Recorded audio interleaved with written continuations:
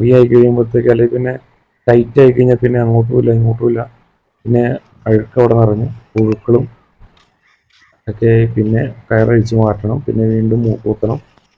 ചില പോത്തിൻ്റെ മൂക്കയർ അനക്കാണ്ടിരുന്ന് പിന്നെ പുഴു കയറിയ സംഭവങ്ങളൊക്കെ നമ്മൾ അധികം തന്നെ കേട്ടിട്ടുണ്ട്. അപ്പോൾ അതുപോലെ ഇതേപോലെ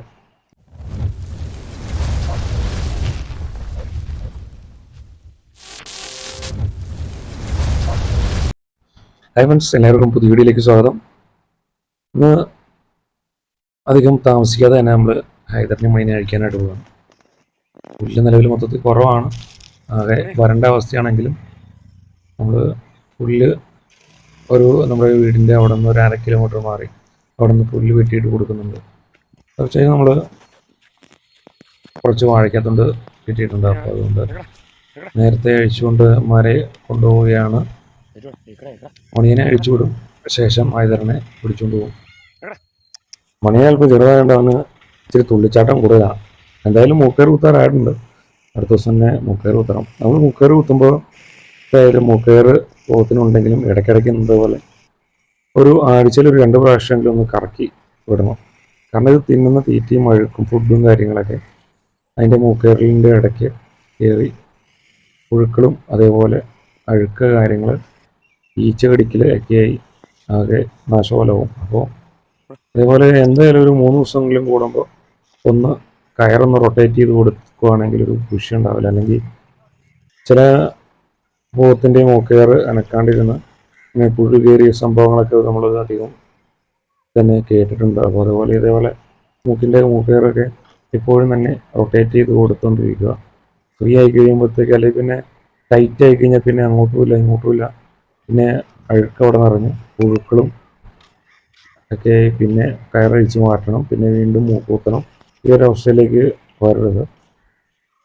അപ്പോൾ കൂടുതലായിട്ട് ശ്രദ്ധിക്കുന്നതെന്ന് വെച്ച് കഴിഞ്ഞാൽ ഇപ്പോൾ നല്ല വേനലാണ്, പുല്ലും മലക്കും കുറവാണ്.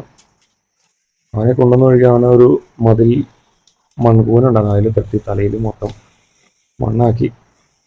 ഇനി നമുക്കൊന്ന് ഇമാരെ ഒന്ന് വെള്ളമൊക്കെ ഒന്ന് ഒഴിച്ചു കൊടുത്ത് സെറ്റാക്കണം. വാഴയ്ക്കത്തുണ്ട് അധികമില്ലെങ്കിലും ഒരു 2 ചാക്ക് കിട്ടി. ഒക്കെ വാഴയ്ക്കൊക്കെ വിലയും കൂടുതൽ, പിന്നെ കച്ചവടവും കുറവാണ്. അതുകൊണ്ട് ചിപ്സിൻ്റെ തൊണ്ടുകൾ കിട്ടുന്നത് വിരളമാണ്. ആഴ്ചയിൽ 2-3 തൊണ്ട് കിട്ടാറുള്ളൂ. ഇപ്പോൾ നേരത്തെ ഒരുപാട് കിട്ടാറുണ്ടായിരുന്നു. അതുകൊണ്ട് തീറ്റ മൊത്തത്തിൽ കൂടുതലും ആളുകൾ ഈ വേനൽക്കാലത്ത് ആശ്രയിക്കുന്നത് വൈക്കോല് പോലെയുള്ള തീറ്റകൾ തന്നെയാണ്. വാഴയ്ക്കത്തുണ്ട് കഴിച്ച് കഴിഞ്ഞാൽ അമ്മമാർ ഉഷാറാണ്. പിന്നെ 2 നേരം വെള്ളം തളിക്കലും ഒക്കെ. കളക്ട് ചെയ്യാൻ പറ്റുന്നുണ്ടെങ്കിൽ ഏറ്റവും നല്ല ഫുഡ് വാഴയ്ക്കത്തുണ്ട് തന്നെയാണ്. അതാകുമ്പോൾ അധികം വേണ്ടി വരില്ല. നമുക്ക് ഏകദേശം ഒരു വലിയൊരു 50 കിലോ ചാക്കൊക്കെ ആണെങ്കിൽ ഒരു 5 എണ്ണം ഉണ്ടെങ്കിൽ 2 പേർക്കും ഒറ്റ ദിവസത്തെ തീറ്റ സെറ്റാവും. നമുക്ക് കിട്ടുന്ന പാടത്ത് പുല്ലും ഷോർട്ടേജാണ്, ഇപ്പോൾ വെള്ളവും തീരെയില്ല. അപ്പോൾ അതിൻ്റെ ഒരു ചെറിയൊരു ക്ഷീണം ഉണ്ട് നമ്മുടെ ഹൈദറിനും മണിയനും. എന്നാലും കുറച്ച് ഞാൻ നമ്മുടെ വീടിൻ്റെ അവിടെ നിന്ന് ഒരു 1/2 കിലോമീറ്റർ വണ്ടിയിൽ ഫുഡ് വെട്ടിക്കൊണ്ടിട്ട് കഴിക്കാനായിട്ട് കൊടുക്കാറുണ്ട്. അപ്പോൾ അതുകൊണ്ടൊക്കെ അഡ്ജസ്റ്റ് ചെയ്ത് പോകുന്നതാണ്. പിന്നെ നമ്മൾ തീറ്റ കൊടുക്കുന്നതോട് തന്നെ കൂടെ തന്നെ കളക്ട് ചെയ്യാൻ പറ്റുന്ന ഒന്നാണ് ഈ കഞ്ഞിവെള്ളം. അതായത് ഹോട്ടലുകളിൽ നിന്നും കളക്ട് ചെയ്യാം, വീടുകളിൽ നിന്നും ചിലർ കളക്ട് ചെയ്യുന്നുണ്ട്. അപ്പോൾ അതേപോലെ കഞ്ഞിവെള്ളം കളക്ട് ചെയ്ത് കൊടുക്കുകയാണെങ്കിൽ ഈ ചൂടത്തും ഒരു പ്രതിരോധം എന്ന പോലെ കഞ്ഞിവെള്ളം നല്ലതാണ്. ഹോട്ടലുകളിൽ കൊണ്ടുപോയി നമ്മളൊരു ജാറ് കൊടുത്തു കഴിഞ്ഞാൽ അത് ഫുള്ളാക്കി വയ്ക്കും, അതുകൊണ്ട് കൊടുക്കും. അതേപോലെയൊക്കെ ചെയ്ത് കഴിഞ്ഞാൽ നല്ലതായിരിക്കും. നമ്മുടെ ചില കസ്റ്റമർമാർ സംസാരിക്കുകയുണ്ടായി, പോത്തുകൾക്ക് കൈത്തീറ്റയായിട്ട് ഒരുപാട് പൈസ സ്പെൻഡ് ചെയ്ത് കൊടുക്കുന്നുണ്ട്. അതുകൊണ്ട് കൊടുത്ത് കഴിഞ്ഞ കൊല്ലം ഒരു നല്ല സീസണിൽ കൊടുത്തതൊരു വിൽപ്പന ഫലവത്തായില്ല എന്ന് പറഞ്ഞു.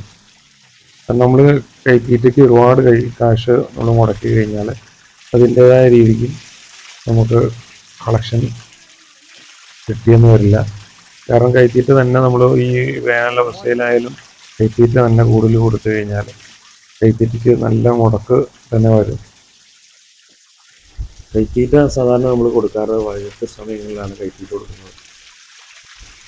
പ്രത്യേകിച്ചും അതിൻ്റേതായ വളർച്ചയ്ക്കും വൈകിട്ട് സമയങ്ങളിൽ കയറ്റിയിട്ട് കൊടുക്കുന്നതായിരിക്കും ഉചിതം എന്നാണ് എനിക്ക് പറയാനുള്ളത്. ഒരുപാട് പേര് തീറ്റയുടെ ഒരു കുറവുകൊണ്ട് പോത്തുകളെ വളർത്താതെ നിസ്സാര വിലയ്ക്ക് നിർത്തികളെ കൊടുത്ത് വിറ്റ് കാശാക്കാറുണ്ട്.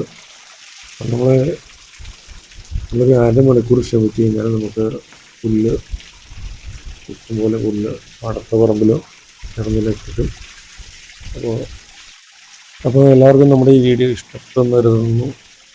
നമ്മുടെ വീഡിയോ കാണുന്ന എല്ലാവർക്കും വളരെയധികം നന്ദിയുണ്ട്. തുടർന്നും നമ്മുടെ ഈ സപ്പോർട്ട് പ്രതീക്ഷിക്കുന്നു. അപ്പോൾ എല്ലാവർക്കും ഉപകാരപ്രദമായ വീഡിയോകളാണ് നമ്മൾ സാധാരണയായി ഇടാറ്.